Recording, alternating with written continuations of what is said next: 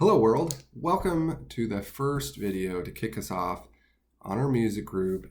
The first lesson today is called Music Theory. Let's jump into it. So let's talk about the group for starters. So we meet every Saturday at 10 a.m.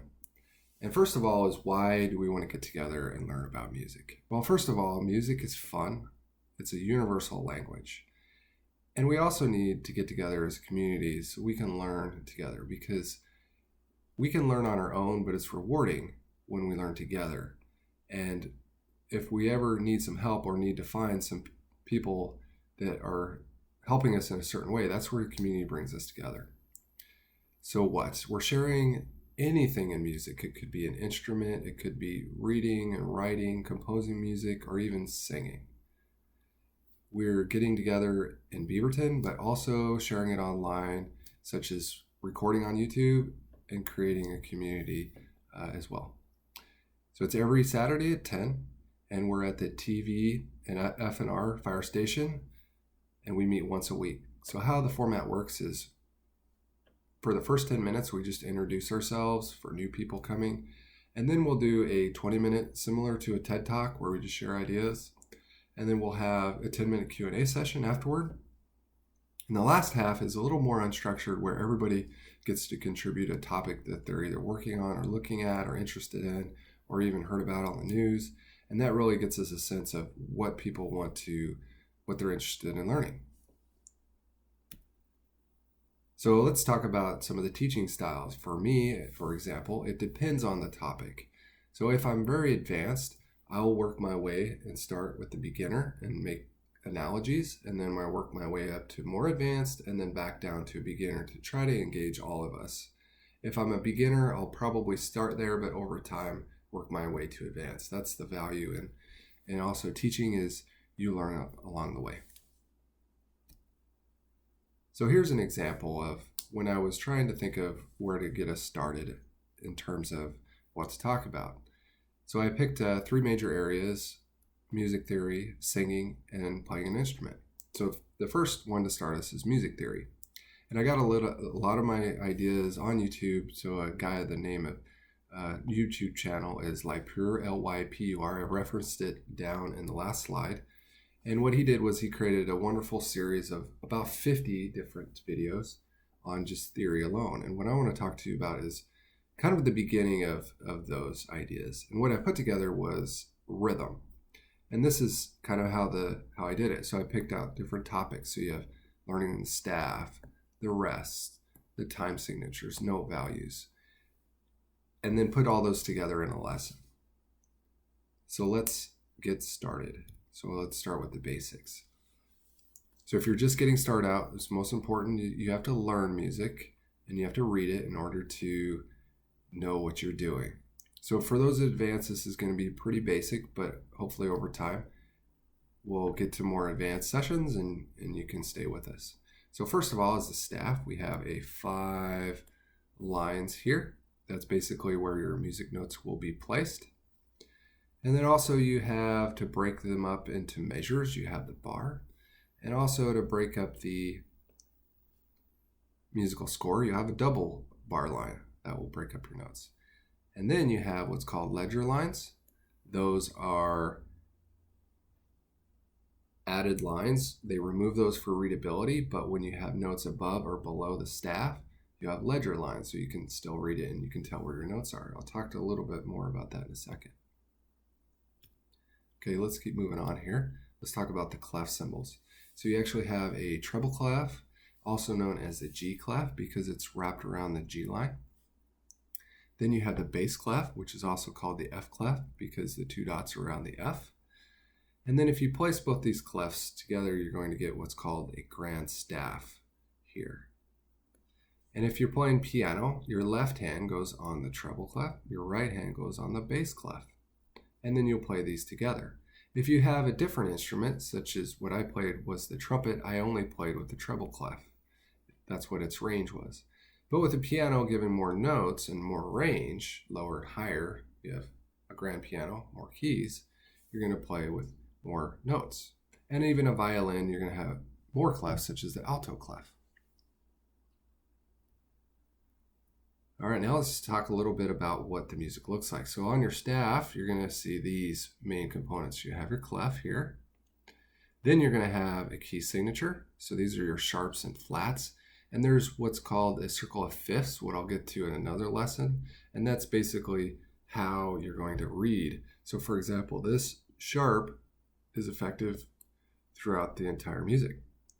And that way you don't have to put sharps in all the music. So you'll read that as a sharp. And then next you have time signature. And then here are all your notes, which I'll talk about some note values here. So that's what the basic music looks like. All right, so time signatures. All right, you're going to see this 4/4 time about 80 to 90% of the time, most common. But you'll also see others as 2/2, 3/8 time. But what this means is 4, this is the number of beats in a measure. So 1, 2, 3, 4, 1, 2, 3, 4. This here is the value of the beat. So that would be a quarter beat. This would be a half, and this would be an eighth. And so you're going to get 2 half beats or 3/8 beats in a measure. All right, so let's, here's the easy way to remember, and I'm going to give you some practice.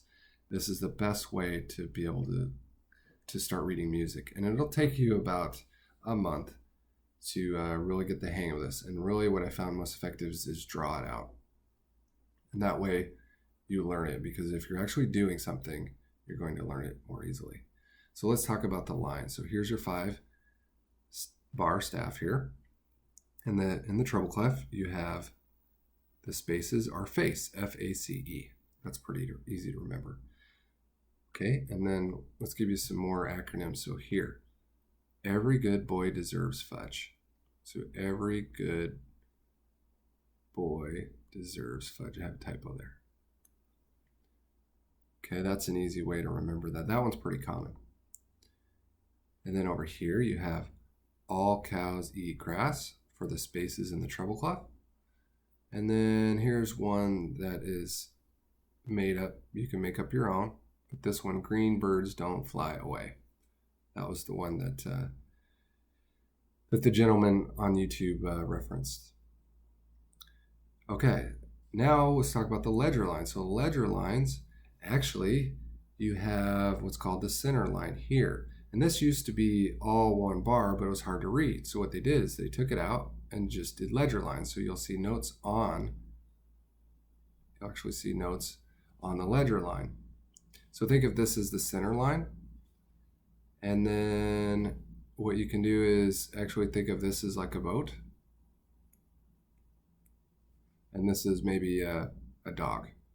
I don't have a very good picture of a dog here, but you get the idea. Maybe whatever you want to do to memorize it, think of some clever ideas to actually correlate those. And then here, do you notice a similarity pattern? Is ACE, A-C-E, but they both go upward like this.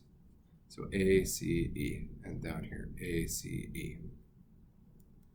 So practice that, and I'll give you down at the end, toward the end, something that you can do to practice. All right, let's talk about note values and stem directions. So here is your whole note. Here's your half note. Here's your quarter note. Here's an eighth note.